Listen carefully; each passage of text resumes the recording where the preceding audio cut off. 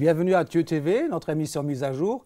Aujourd'hui, nous avons invité un pasteur, le pasteur Werner Lehmann. Bienvenue. Merci beaucoup, c'est un plaisir d'être avec toi, Yannis. Ouais. J'ai te suivi ces dernières semaines, même des dernières années, un petit peu, on se connaît quand même, non? Un petit peu, oui, bien sûr. Ouais.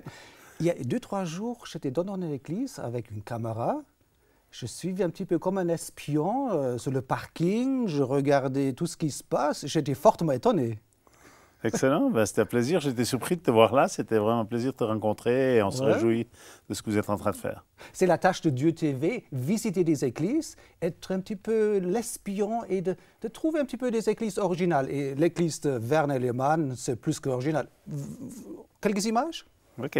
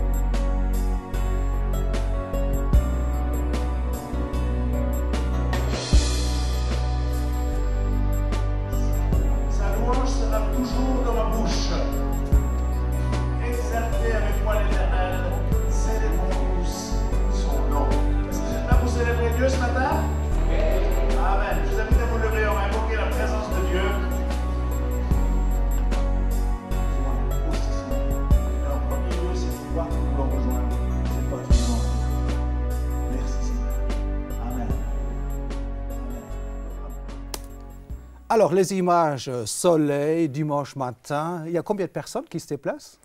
Le dimanche matin, on est entre 350 et 400 habituellement. Les voitures, l'écueil, tout le monde essaie de rentrer sur le parking souterrain de la coop, du supermarché. Ça marche incroyable. Alors, on est très reconnaissant. On a le privilège d'avoir un supermarché droit à côté de chez nous et on a un arrangement avec eux pour le parking et c'est vraiment très, très agréable. Et vous êtes combien? 300, 400 un dimanche? Alors, on est plus de membres que cela. On est 650 membres dans l'église de Rome, mais le dimanche matin, habituellement, on est 350 à 400. Mais, dis-moi, Oran, c'est un petit village de 3-4 000 personnes? Alors, Oran, ça s'appelle Oran-la-Ville, mais en fait, c'est un village. Non, il y a seulement un peu moins de 1500 habitants. Il y a plus de vaches, je pense, et de tracteurs que d'habitants, parce que Alors, vous êtes vraiment à la campagne, dans la verdure. C'est vrai qu'on est dans la verdure, mais l'agriculture a pas mal diminué ces dernières années, donc il reste quelques agriculteurs à Oran-la-Ville même, mais c'est quand même une région un tout petit peu dortoir où beaucoup de gens vont travailler sur Lausanne. Werner, pourquoi une église de 500-600 places dans un petit village de 1500 habitants?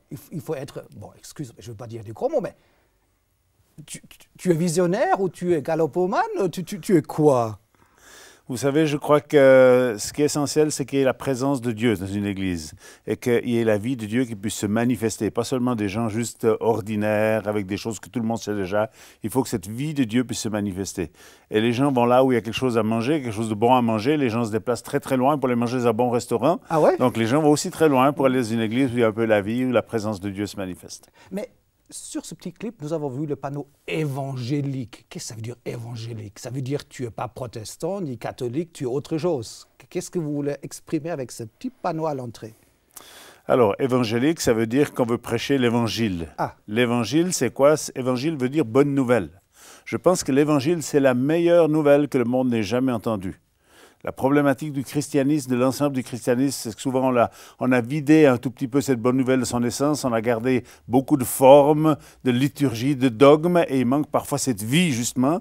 Et c'est en premier lieu ce que nous recherchons, c'est cette vie et cette manifestation de la présence de Dieu.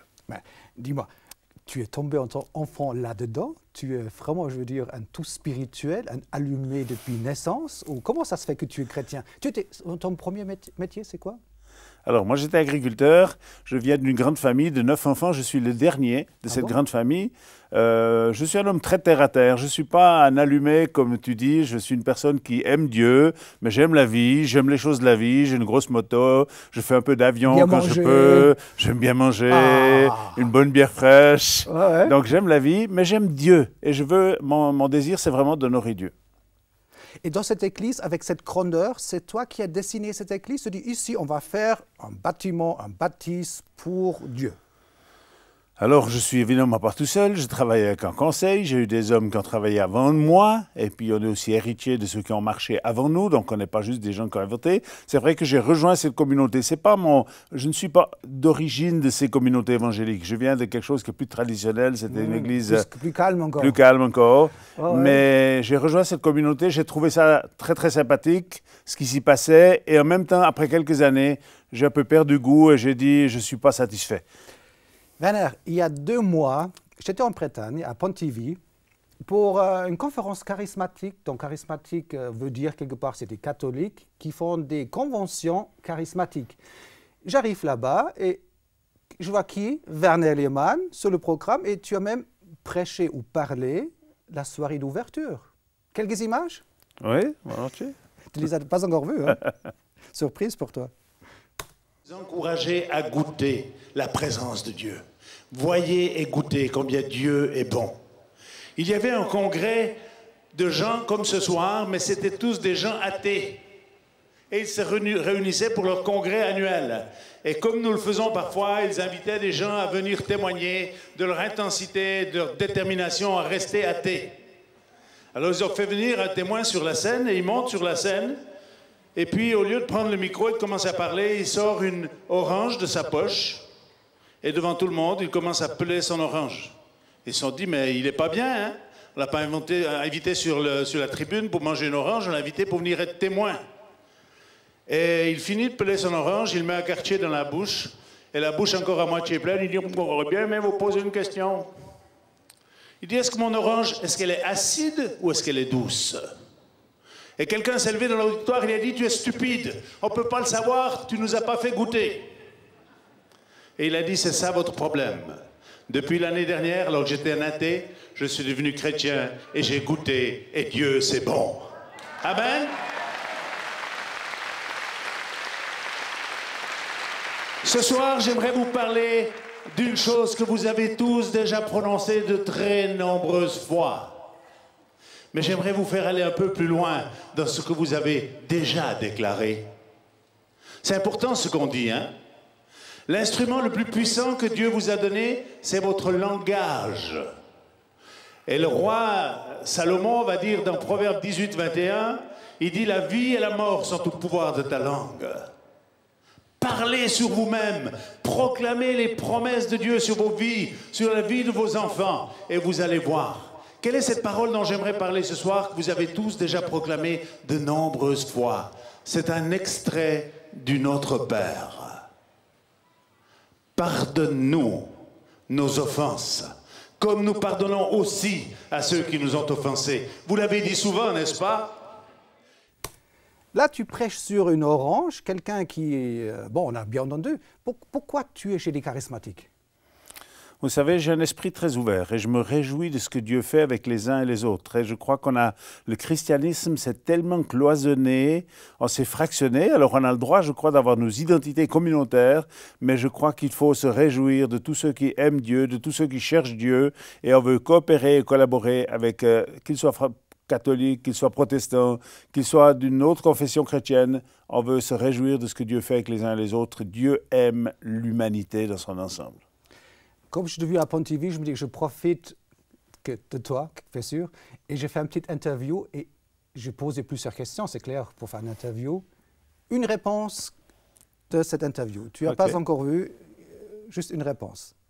L'Esprit Saint veut habiter en nous, c'est ça que j'ai entendu plusieurs fois, c'est vrai, c'est quoi habiter en nous? La parole de Dieu, la Bible, dit que nos corps sont appelés à être le temple du Saint-Esprit. Donc l'Esprit de Dieu veut habiter dans l'être humain. C'était le désir de Dieu depuis le commencement de la création. Malheureusement, beaucoup de gens ont touché à des pratiques mauvaises, ont fait des choses, des mauvais choix, et des esprits méchants se sont installés dans leur vie, qui les tourmentent, qui les détruisent, qui ruinent leur vie. Mais le désir de Dieu, c'est que cet esprit dont il nous a présenté la Bible, qui est un esprit de force, d'amour et de sagesse, vienne habiter dans l'être humain.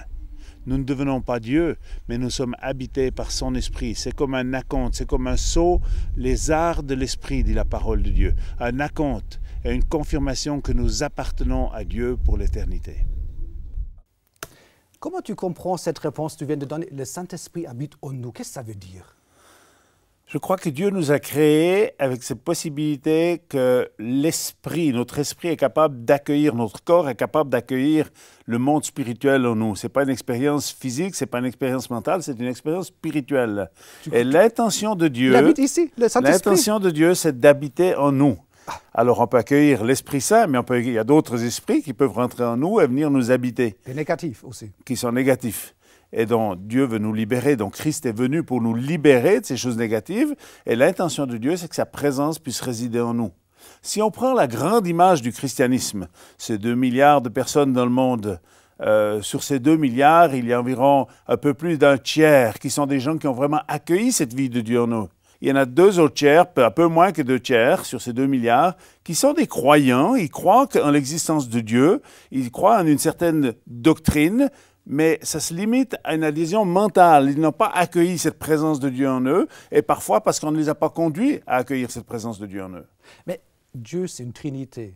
Il y a le Père, le Fils, Jésus qui est venu sur terre, et le Saint-Esprit qui est venu à Pentecôte. Tu ne veux pas dire que le Saint-Esprit, il habite en toi. Attends, Werner, le Saint-Esprit habite en Werner Demann, pasteur. Non mais arrête.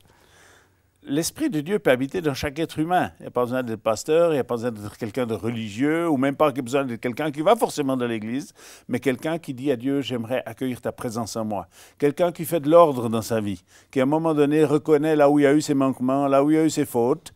Et la bonne nouvelle, c'est qu'on peut mettre les compteurs à zéro. Mais comment tu fais ça que le Saint-Esprit, il rentre en Werner Demann? Je pense qu'il y a deux conditions pour que l'Esprit de Dieu vienne habiter un être humain. La première condition, Jésus va le dire dans Luc 11, verset 13. Jésus va dire, si vous demandez à Dieu, il vous donnera le Saint-Esprit. D'accord. Je résume un petit peu. Faut demander. La deuxième condition se trouve dans Acte 5, au verset 32. Il est dit que le Saint-Esprit est donné à ceux qui lui obéissent. C'est quand on commence à obéir à cette petite voix intérieure qui nous interpelle, qui est parfois d'abord au début la voix de la conscience. Ensuite, on va découvrir cette voix de l'Esprit qui nous interpelle. Et quand on commence à obéir au Saint-Esprit, c'est là que l'Esprit de Dieu vient nous habiter. C'est mon expérience en tous les cas. C'est au moment où j'ai obéi. Beaucoup de gens avaient prié pour moi pour que je reçoive le Saint-Esprit et rien de notoire s'est passé. Ces gens étaient des gens engagés avec Dieu, mais c'est au moment où j'ai dit à Dieu, Dieu m'a interpellé à un moment donné, au travers d'un texte de la Bible qui se trouve dans Matthieu 7, verset 21. C'est une parole de Jésus. Il dit, c'est pas ceux qui me disent Seigneur, Seigneur qui rentreront dans mon royaume, mais celui seul qui fait la volonté de mon Père. Et à ce moment-là, j'ai compris 2 choses. La première chose, c'est que dans ma vie, c'était ma propre volonté qui était numéro 1. La deuxième chose, c'est que je ne savais pas quelle était la volonté de Dieu à mon sujet. Je savais des choses générales concernant la volonté de Dieu, mais pas la volonté de Dieu pour moi. Alors j'ai pris un engagement et j'ai dit à Dieu, Dieu, si tu me montres d'une façon claire quelle est ta volonté à mon égard, je prends l'engagement de t'obéir, mais j'obéirai seulement quand je suis sûr que tu m'as parlé. Mais comment tu sais si ce n'est pas ton bonne conscience que quelque part on est tous des bons êtres, on veut faire le bien et c'est le bien en toi qui te parle? Comment tu peux savoir si c'est le Saint-Esprit ou le bien en toi? Je crois que, vous savez, il y a des choses d'ordre général qui sont faciles à comprendre. Si en toi, il y a une pensée négative qui vient d'aller crever les voitures du parking du voisin, par exemple, ce n'est pas le Saint-Esprit qui t'a conduit à aller crever les pneus de la voiture du voisin. S'il y a une pensée qui vient, va acheter un bouquet de fleurs pour telle ou telle personne parce qu'elle a son anniversaire, ce n'est pas le diable qui est en train de t'inspirer. Donc Dieu utilise différents canaux pour nous parler, et Dieu peut utiliser la voix de la conscience, ce n'est pas la seule voix, mais Dieu peut nous parler de façon très diverse au travers des circonstances. Dans le livre de Job, au chapitre 33, il est dit que Dieu parle tantôt d'une manière, tantôt d'une autre, et l'homme n'y prend point garde. Je pense que Dieu a parlé à toute créature, à tout être humain sur la terre, quelle que soit sa religion, Dieu lui a déjà parlé de nombreuses fois, mais beaucoup n'ont pas prêté attention parce qu'ils n'ont pas compris que c'était Dieu qui leur parlait. Werner Lehmann, pasteur, écoute, une petite question.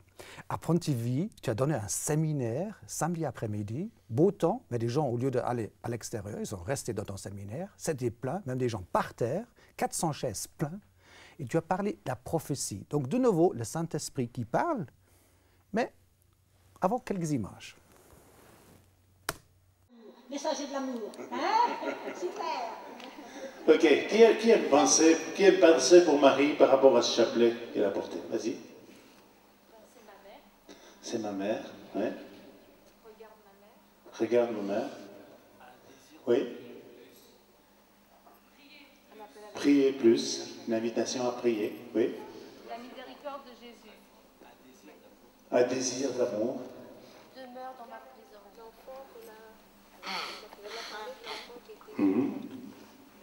Ok, je vais prophétiser sur toi. Gloire à Dieu, gloire à Dieu.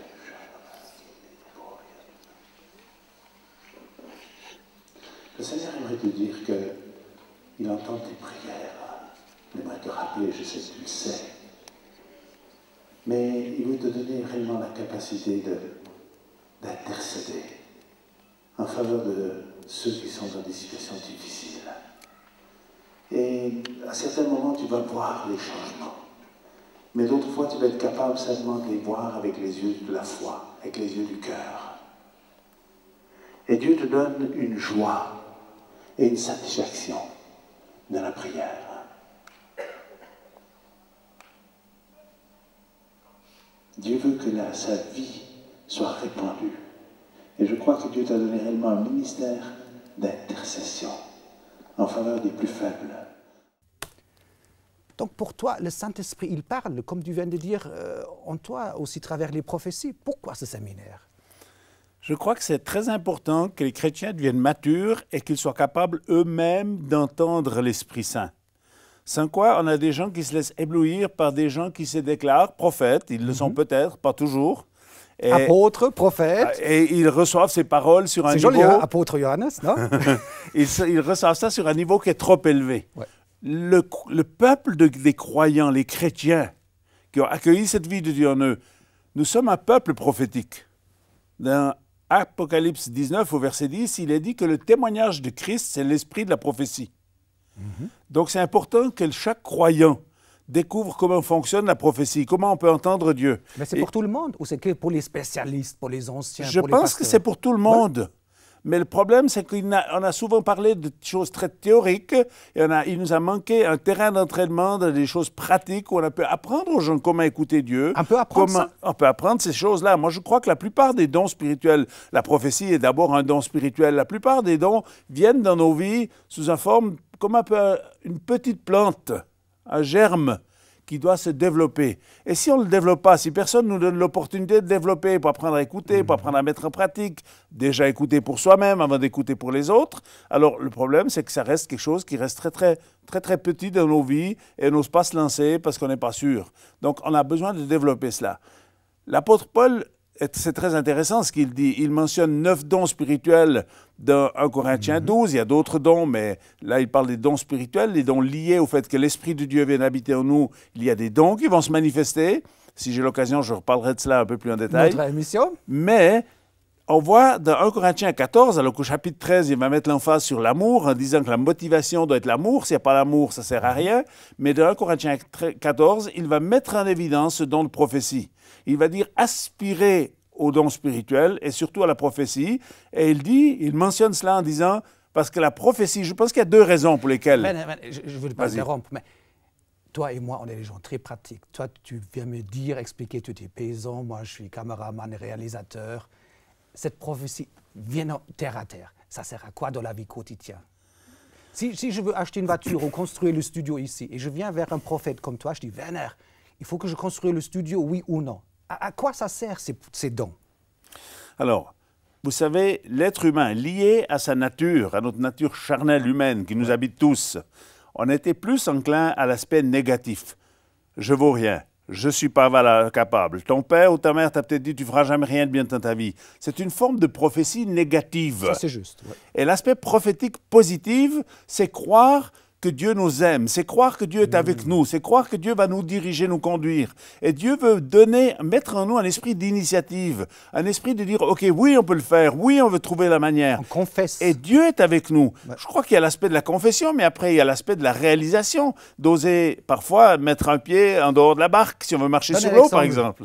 Moi, je crois qu'il y a beaucoup de prophéties, mais ce que j'ai réalisé, c'est que dans ma propre vie, moi, j'étais un garçon plutôt un peu introverti.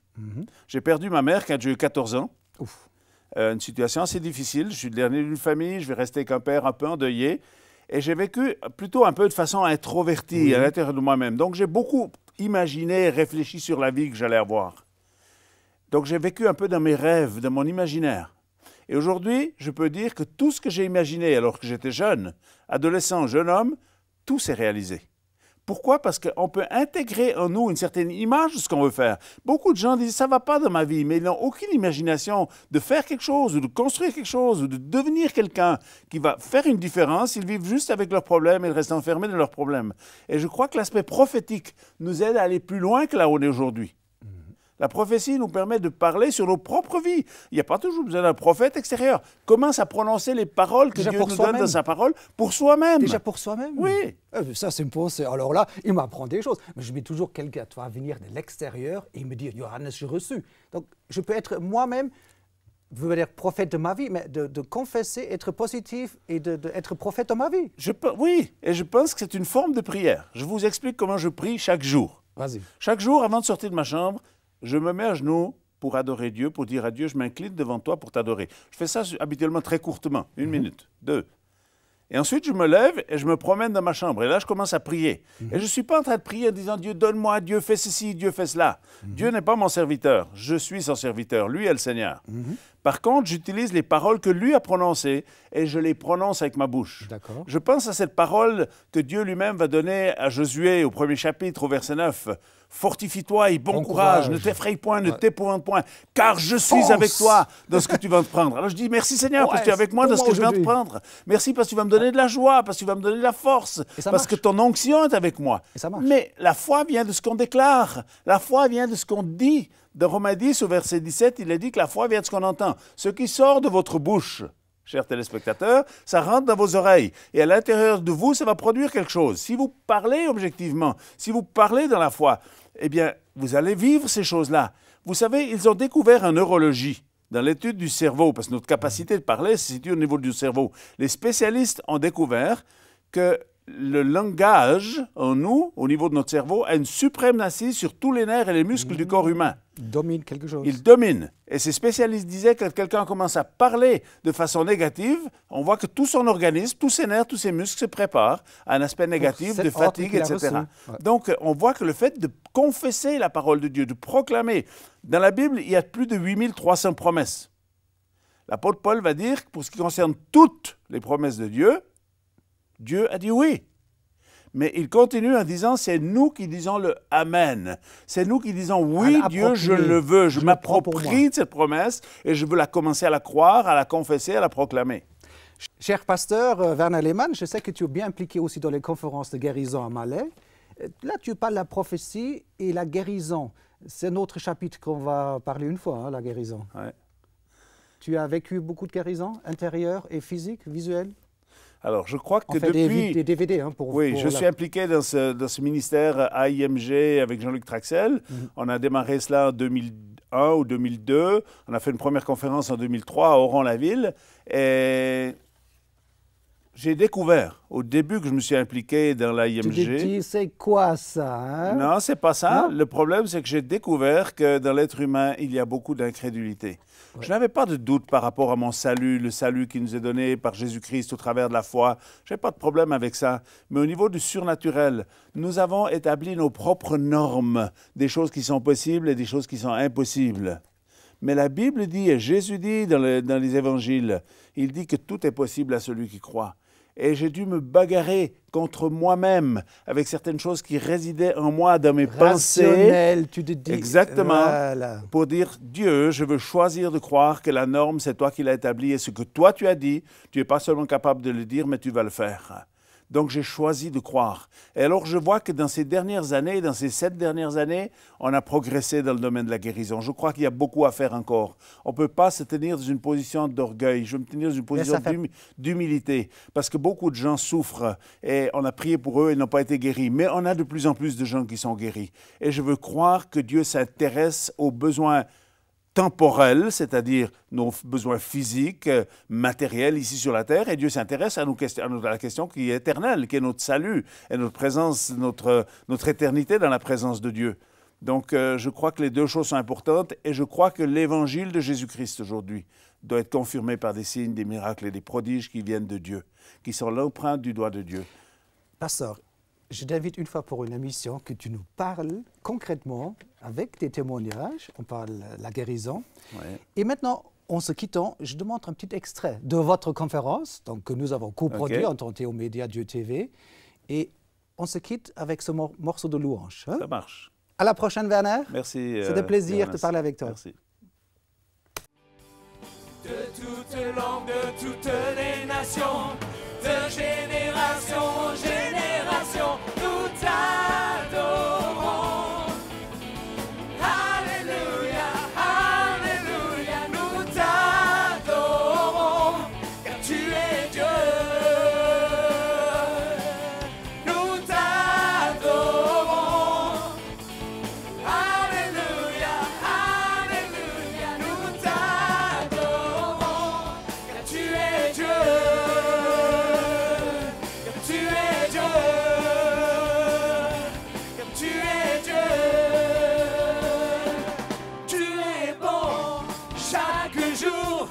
Pour toujours, tu es bon, tu es bon, chaque jour, et pour toujours, tu es bon, tu es bon, chaque jour, pour toujours, tu es bon, tu es bon, chaque jour, pour toujours.